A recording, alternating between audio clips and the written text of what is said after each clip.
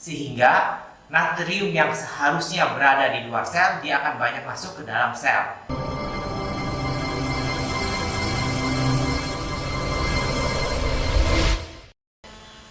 Ketemu lagi bersama saya. Kita sering melihat pasien-pasien neuro yang dirawat, terutama yang penyakitnya mengenai otak. Setelah beberapa hari dirawat, kondisinya mengalami penurunan. Nah, apa yang menyebabkan hal ini? Salah satunya adalah udem cerebri yang terjadi. Jadi kali ini kita akan membahas tentang udem cerebri. Apa itu udem cerebri? Udem cerebri merupakan suatu peningkatan patologis jumlah air otak keseluruhan yang mengarah ke peningkatan volume otak. Untuk udem cerebri sendiri ada beberapa jenis. Untuk jenis-jenis udem cerebri ini ada yang membagi menjadi 3 jenis. Namun di literatur yang lain ada yang mengatakan 4. Ada juga yang mengatakan 5. Kali ini kita akan membahas 4 jenis udem cerebri. Yang pertama adalah udem sitotoksik. Udem sitotoksik kenapa bisa terjadi? Pada udem sitotoksik terjadi gangguan atau kerusakan pada kanal NAK ATPase dan juga kalsium PAM di membran sel, sehingga natrium yang seharusnya berada di luar sel, dia akan banyak masuk ke dalam sel. Demikian juga influx kalsium juga meningkat. Hal ini akan menyebabkan cairan di dalam sel akan meningkat dan sel akan membengkak. Ini yang kita sebut dengan udem sitotoksik.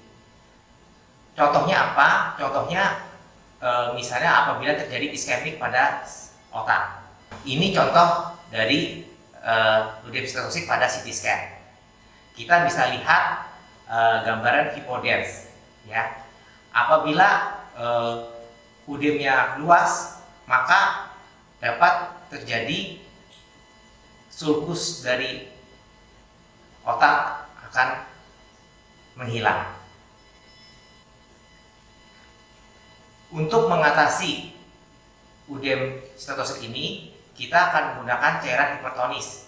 Yang digunakan biasanya adalah mannitol. Untuk dosis mannitol sendiri itu ada 2, ada loading dose dan maintenance dose. Untuk loading dose kita bisa gunakan dosis 0,5 sampai 1 gram per kilogram berat badan per kali pemberian, dan akan diikuti dengan maintenance dose. Di sini dosisnya 0,25 sampai 0,5 gram per kilogram berat badan per kali pemberian, dan bisa diberikan beberapa kali dalam 1 hari. Yang kedua adalah udem vasogenik. Udem vasogenik ini terjadi karena ada gangguan pada blood-brain barrier akibat dari sekunder gangguan fisik seperti trauma kepala, radiasi, dan juga bisa juga terjadi karena pelepasan zat vasoaktif dari tumor atau inflamasi atau juga infeksi.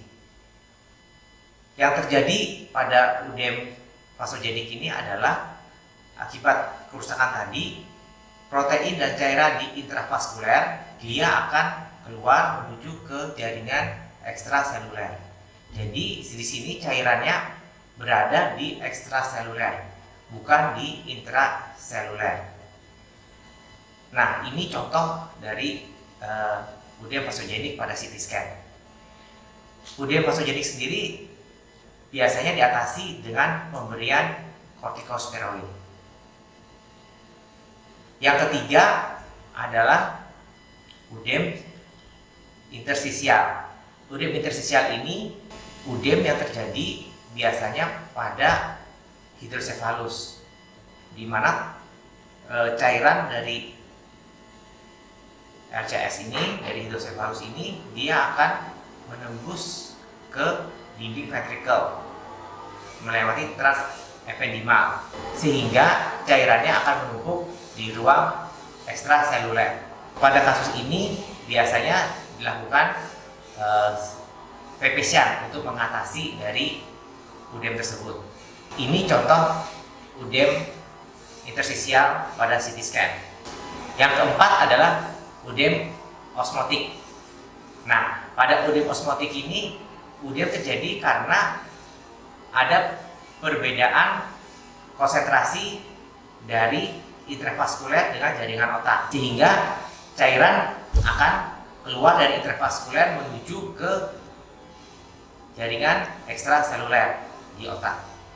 UDEM ini sering ditemukan pada kasus SIAD atau sindroma on inappropriate antidiuretic hormone, di mana sering adanya hiponatremi pada kasus tersebut.